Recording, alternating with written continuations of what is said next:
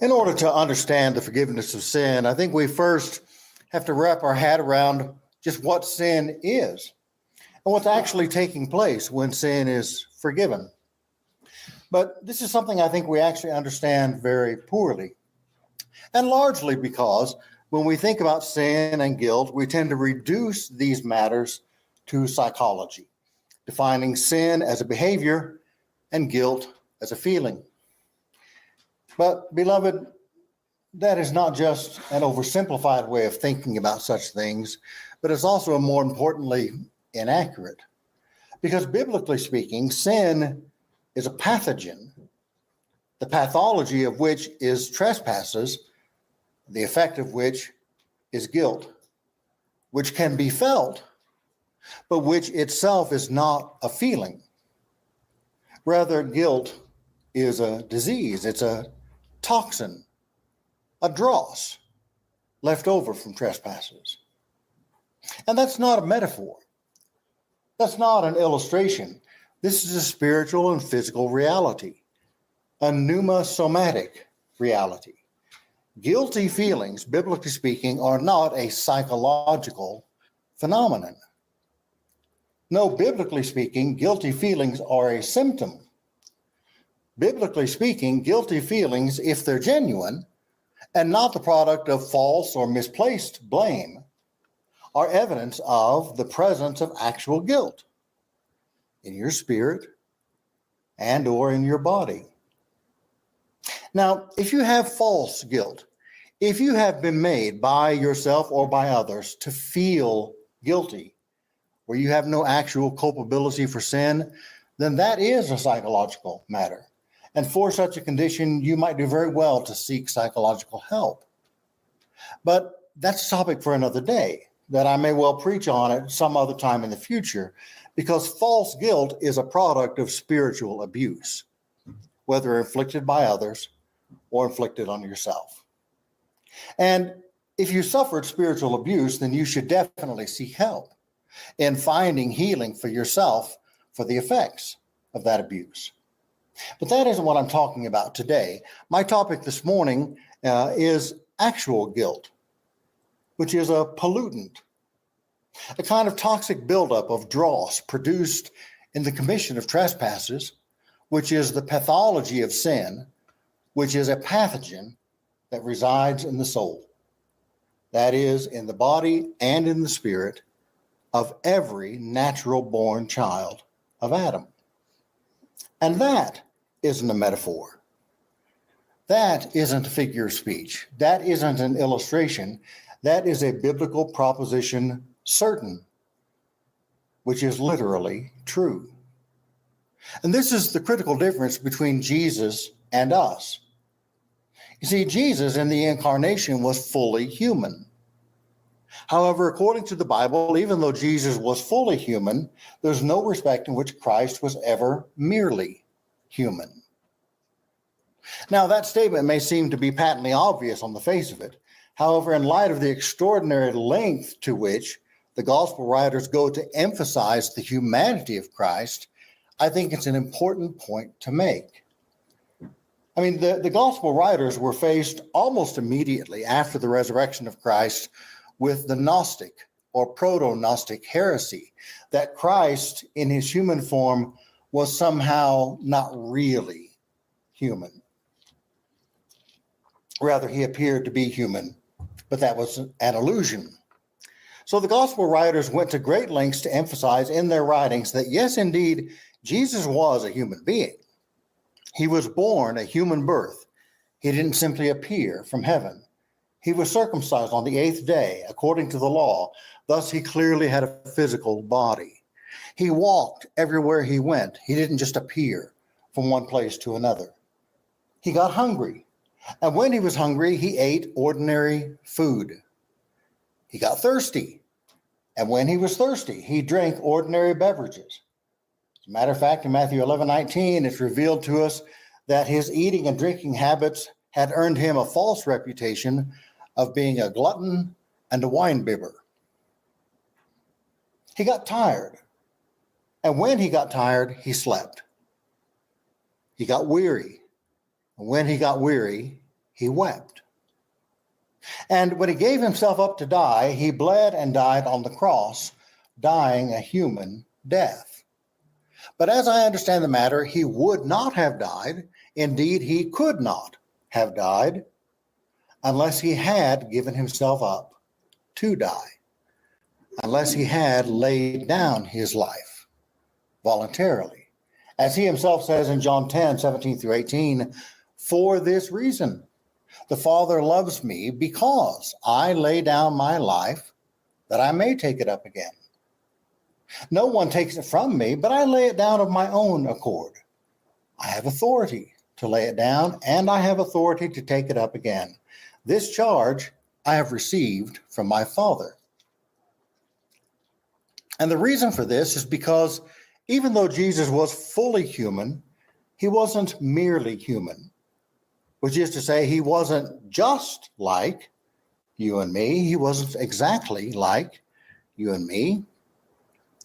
We're all born the natural children of Adam, bearing his DNA, his spiritual DNA, which is why we all sin, and his physical DNA, which is why we all get sick and die. And one is the consequence of the other.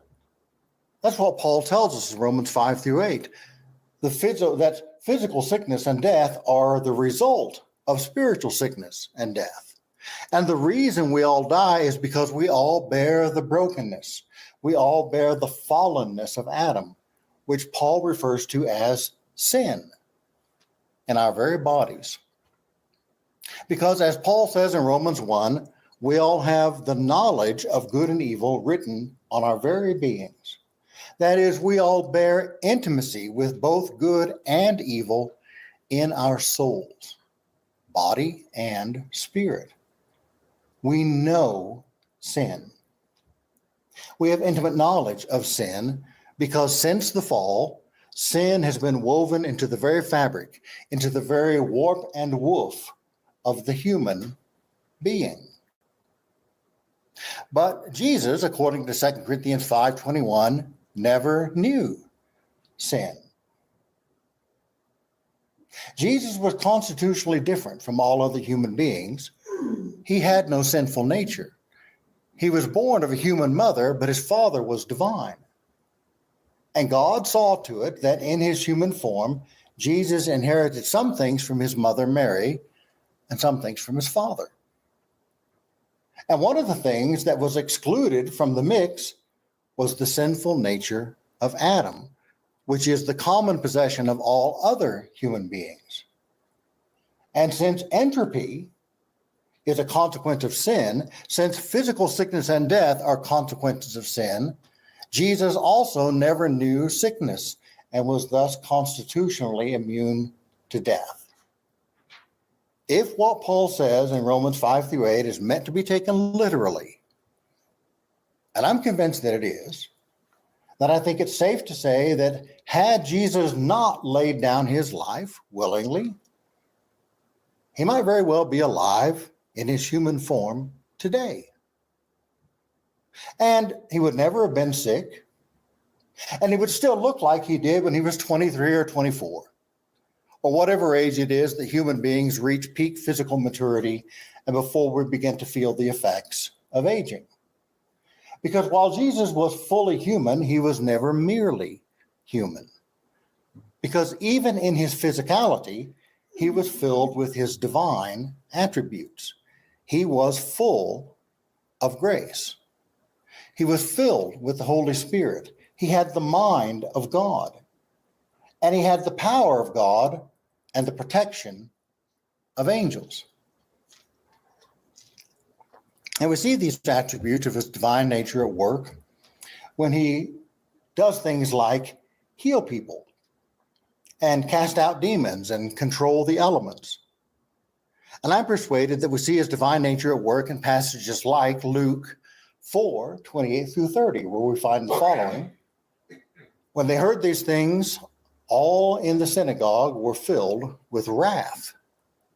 And they rose up and drove him out of the town and brought him to the brow of the hill on which their town was built, so they could throw him down the cliff. But passing through their midst, he went away.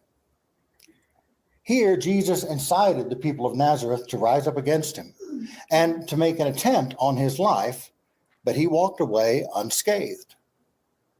And why?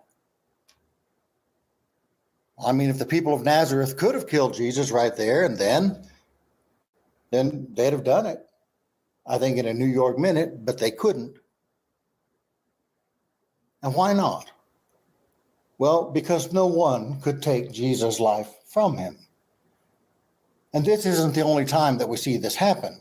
In John 7:30, the temple guard tried to arrest Jesus, but no one laid hands on him because his hour had not yet come.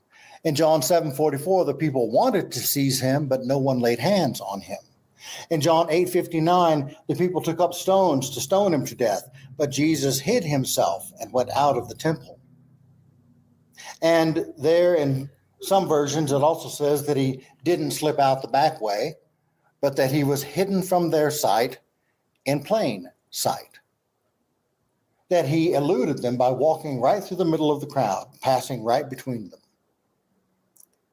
And as I understand the matter, this ability that Jesus had to elude the clutches of those who wanted to kill him is not a natural attribute, but a supernatural attribute. I mean, this isn't the Keystone Cops. This isn't Bugs Bunny and Wile E. Coyote. People are making real attempts on Jesus' life, physically assaulting him with deadly intent. And the Bible tells us that their attacks on him are being repelled like water off of a duck's back. Why is that? Well, because Jesus was impervious to death.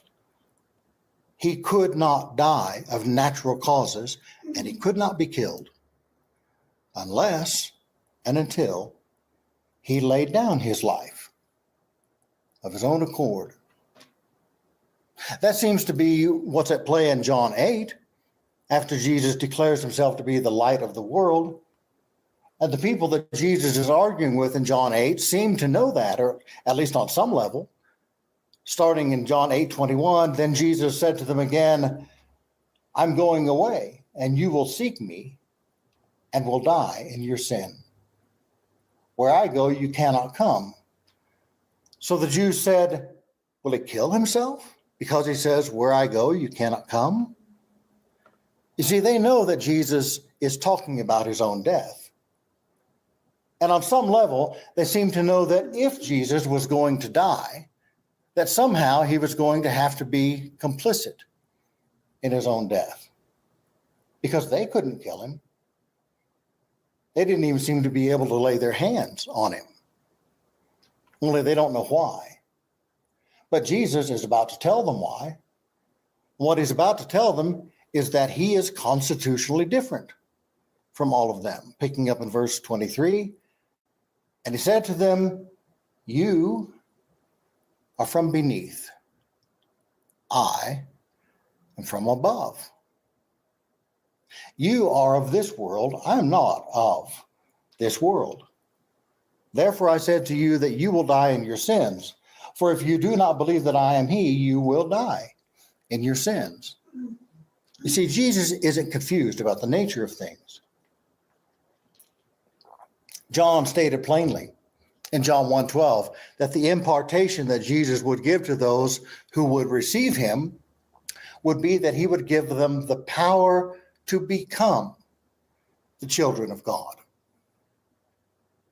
And the clear implication of that statement is that prior to receiving Christ, or in the absence of receiving Christ, and all that that entails, hearing, believing, repenting, confessing, being baptized, and receiving the gift of the Holy Spirit, which is grace, human beings in general are not by default the children of God.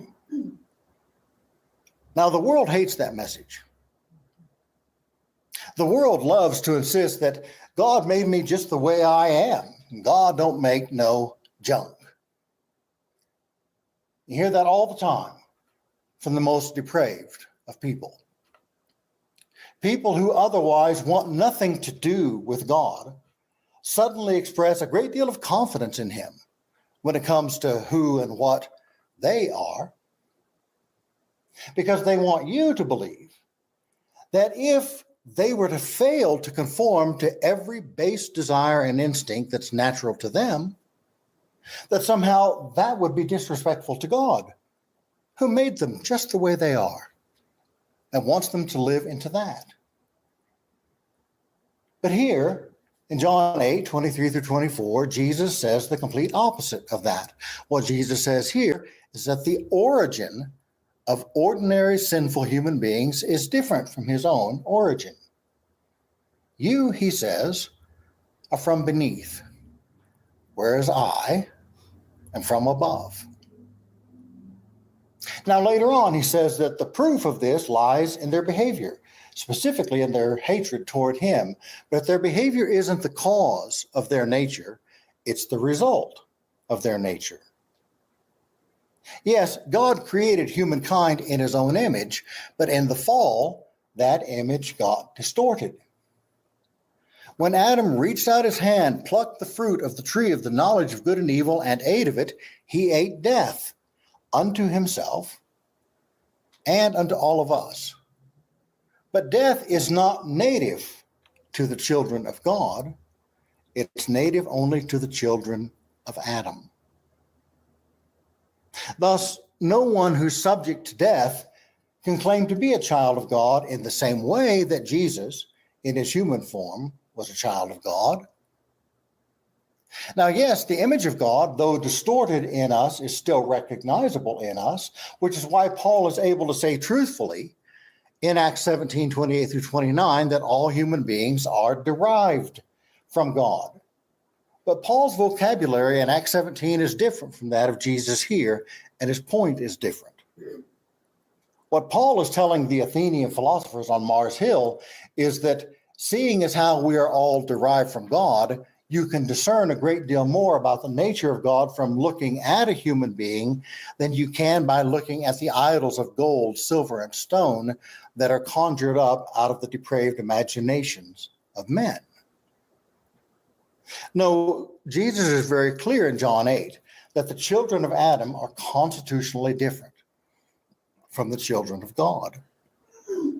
They are not only different in origin, but they're different in destination as well. You see, in John 8:21, Jesus tells the people, I'm going away and you will seek me, but you will die in your sin, because where I am going, you cannot come. Then a couple of verses later, he says, I am from above, but you are of this world. That's why I told you that you will die in your sins. Now, the Greek word that Jesus uses there to translate sin is the word hamartia. Now, in the Greco-Roman world, among the Greek speakers of first century Palestine, which includes practically everyone in the New Testament, the word hamartia has two meanings, or at least two meanings, both of which were well known. It was sometimes used to refer to sins which have been committed, to offenses, to trespasses that have been committed, but it was sometimes used to refer to a state of being. And that's the way it appears of the words being used here in John 8. Because the comparison that Jesus makes between himself and the people in his audience isn't a comparison of moral goodness based on behavior. Jesus doesn't say, I'm different from you because my behavior is better than yours. What Jesus says is, I'm different from you ontologically. I'm different from you in my being because my origins are different from yours. I am from above, and you are from below. That is, their state of being is different from his. And the word that he uses to describe their state of being is hamartia. They are different from him because they are in hamartia. They are in sin. And if they do not seek him and find him, they will die in sin. They will die in hamartia. Now, this is very informative and very instructive, because in Koine Greek, in first century Palestine, when the word hamartia is used to refer to one's state of being, the reference is clear and unmistakable. At the center of every major city in ancient Greek culture, in the ancient Greek world, there was a theater. Theater was the cultural center of Greek society, language, and thought.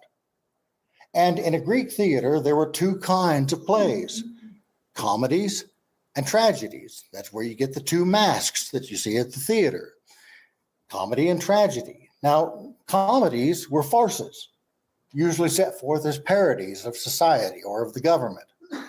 But tragedies were tragic tales, telling of great adventures and Herculean undertakings, all of which end in colossal failure. And in a Greek tragedy, you always know from the very beginning that the story is not going to turn out well for the hero.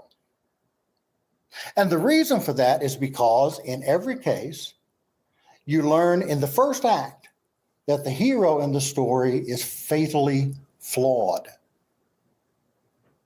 That is, there's something about the hero, something in his very makeup, something in his very nature that makes failure for him inevitable.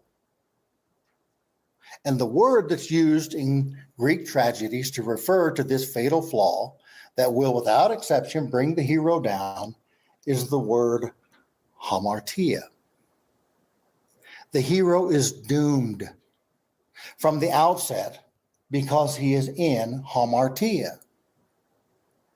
Now, this is the same context from which comes the definition of hamartia that was popularized in the 70s, that of missing the mark. And the image that's in view with this usage of the word hamartia is that the hero is an archer and he shoots an arrow at a given target, but he misses the mark. But, and this is really important, this missing of the mark doesn't have anything to do with any kind of error that the archer makes. The archer is a perfect marksman. His Sagittarius skills are second to none. He doesn't miss the mark because he didn't aim properly, or because the arrow slipped, or because he hadn't practiced, or because he's love smitten and can't concentrate, or because he went out drinking the night before and he's hungover, or because he was sloppy or inattentive in some way. He misses the mark because the mark is beyond his reach. And the fact that the mark is beyond his reach, the fact that he can only shoot an arrow so far, is his hamartia. That's his fatal flaw. Hitting the mark is impossible for him because it's simply too far away, because his human skills are inadequate, and he is not equal to the task because of his hamartia, his fatal flaw. Now, that usage of the word hamartia was coined by Aristotle more than 300 years before Christ. And it had been in popular use for at least 100 years when Ptolemy commissioned a group of rabbis to translate the Hebrew Bible, the Old Testament, into Greek to produce the Septuagint, about 200 years before Christ. So that's the definition of hamartia that's in view, for instance, in Psalm 51:5, where David declares, "Behold, I was shapen in iniquity, and in hamartia did my mother conceive me." He isn't saying he was conceived out of wedlock. And he certainly isn't saying that he was born guilty of sin. For surely, as God says in Ezekiel 18:20, the son shall not be culpable for sins committed by the father, neither shall the father be culpable for sins committed by the son. No, what David is saying in Psalm 51:5 is that from the time of his conception, he has been fatally flawed. He's saying that when he was shapen in the womb, he was shapen in the image of Adam. He was shapen in the distorted image of God, which image is defined by the word hamartia. And that's what Paul says in Romans 5 is the common condition of all humankind.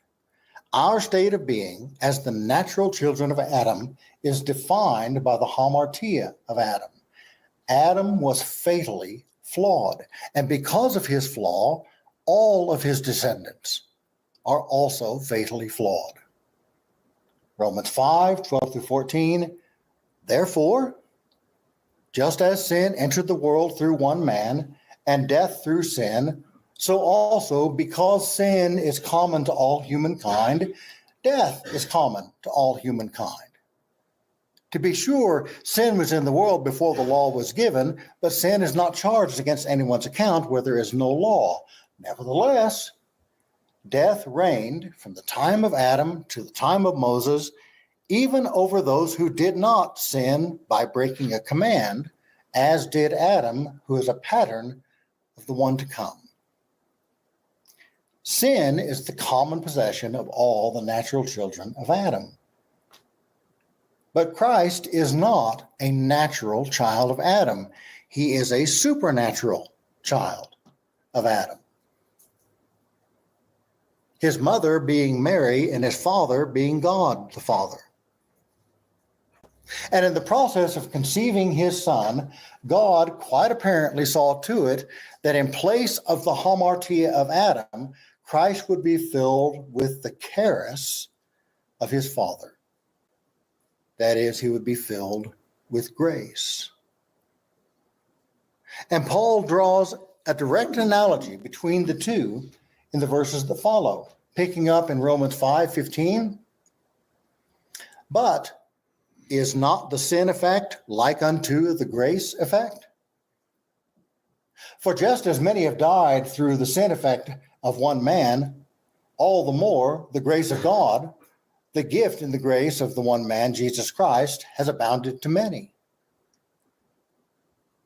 It was not through the one who sinned that the gift was given. Indeed, from that one came judgment, leading to condemnation.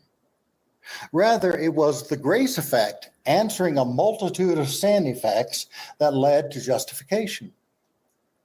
For just as death gained regency through the sin effect of one man, all the more those who receive abundant grace and the gift of righteousness will exercise regency over life through the one man, Jesus Christ. Beloved, the grace of Christ was designed from the ground up and from heaven down to be a direct response to sin. Now, most of you already know what grace is. Grace is the life substance of the incarnate Christ. And Paul tells us in Romans 5 that sin, hamartia, is the life substance of Adam. And you know that grace is a bodily possession, being born in the body by those who by faith have received Christ into their hearts, into their cardia. And according to Paul, sin, hamartia, is also a bodily possession. However, sin is not acquired by something that we do. Sin is a natural component of our souls, of our beings, body and spirit, as the natural children of Adam. But it's been a long time since I told you that grace is a life-giving pathogen, which when introduced into our bodies goes to work battling it out with the sin that dwells in our bodies, which is also a pathogen. Which pathogen will be the death of everyone who does not receive the counterpathogen or the antipathogen, which is grace. And that's exactly what Paul tells us in Romans 7. Now, the discourse of Romans 7 is more fundamentally, more squarely focused on the law, the role that the law plays in causing the sin already at work in our bodies to flourish. But for the purposes of today's lesson, the point I want to bring out in what Paul says in Romans 7 is that sin, hamartia, is in fact a pathogen that lives in our bodies and which is actively trying to kill us. As Paul says in Romans 7:5, for while we were living in the flesh, the pathogens of sin, aroused by the law, were at work in our members, bearing fruit unto death. And the Greek word that I've translated pathogen there is the word pathema, the same word that's used to establish grace as a pathogen in other passages. As we read in 2 Corinthians 1:5-7, for the degree to which we share in the pathema of Christ, we share also in his comfort. Thus, when we are put under pressure, it is for your comfort and salvation, which is energized whenever we engage in participation in the same pathemata, which brings its effects to bear in us. This we do in the hope that you will come to know your own participation in the pathema, and thereto of the comfort. And again in Philippians 3:10, I want to know Christ. Yes, to know the power of his resurrection and participation in his pathema, becoming like him in his death. And just as the grace of Christ, the pathema of Christ is at work in our bodies, producing its effects, so also is the sin of Adam, the hamartia of Adam at work in our bodies, producing its effects. As Paul tells us in Romans 7:16-20, now if I do what I do not want, I agree with the law that the law is good. So now it is no longer I who do it, but sin that dwells within me. For I know that nothing good dwells in me, that is, in my fallen nature, for I have the desire to do what is right, but not the ability to carry it out. For I do not do the good I want, but the evil I do not want is what I keep on doing. Therefore, if I do what I do not want, it is no longer I who do it, but sin that dwells within me. According to Paul, sin is a living thing, a pathogen born by all the natural children of Adam that lives in our bodies, in our members, which pathogen is the cause behind our trespasses. And the dross, the toxin left behind by the commission of trespasses, is guilt.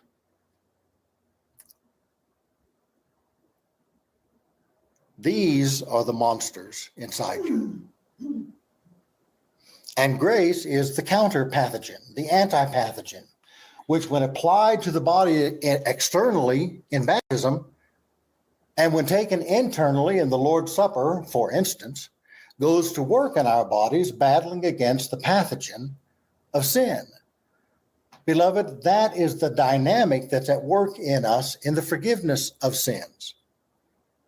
In the transactions of salvation, Christ takes a little bit of himself, a little bit of his own life substance, which is grace.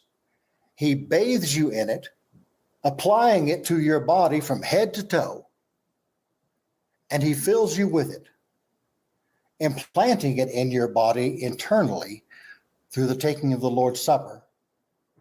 And as you grow in grace, grace grows in you and begins to kill the sin at work in you. Mano a mano, pathogen a pathogen. Now that is a lifelong process, because grace ultimately, when it takes over your whole being, will perfect you entirely. It will protect you in your spirit, making you perfect so that you will never sin again. And it will perfect you in your body, making you immortal so that you will never die again. But that process, that transformation, that transfiguration won't be completed until the last day. No one is fully perfected this side of the grave. But on the last day, all of us who are possessed of the life substance of the incarnate Christ will be fully perfected, glorified, just as Christ was glorified when he rose from the dead. But until then, we're supposed to be helping each other to overcome sin by ministering the grace of Christ to one another, just as Christ administered grace to us. As Peter himself says in 1 Peter 2:5, ye also as lively stones are built up a spiritual house and holy priesthood to offer up spiritual sacrifices acceptable to God by Jesus Christ. And again in 1 Peter 2:9, but ye are a chosen generation, a royal priesthood. And then in 1 Peter 4:10, and since every one of you has received the gift of grace, even so minister the same one to another as good stewards of the manifold grace of God. Now, considering what I've told you this morning about the nature of grace and about the nature of sin, what do you suppose it means to minister the manifold grace of God to one another? What do you suppose it means to forgive one another's sins? I hope to Christ that by now you're figuring out, it's sinking in, that it's got to mean more than pardoning one another. It's got to mean more than just settling the score between you and me. It's got to mean more than just something that you do to make you feel better or to make the other person feel better. Remember, guilt can be felt, but guilt is not a feeling. Guilt is something real. So what does it mean to forgive one another's sins? What do you suppose that entails? What is it that's actually taking place when we, as ministers of the manifold grace of God, live into our function as royal priests and go to work in one another's lives, remitting one another's sins?